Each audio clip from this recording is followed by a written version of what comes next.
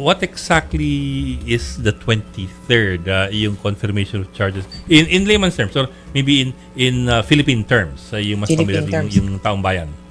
Ang pagkakwento ko dito parang PI. So PI, sa atin, pupunta preliminary sa investigation. piskal. Tapos, Mhm.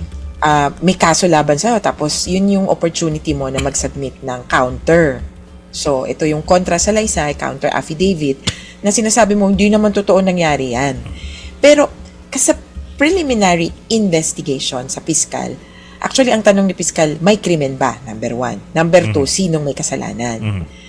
Nandun na technically tayo dun sa sinong may kasalanan. Kumbaga, pero dahil bagong pasok si Duterte, take note na nung tinatanong yung may krimen ba, that was during preliminary examination sa ICC, hindi pa naka-eksena, hindi pa naka-in si Duterte.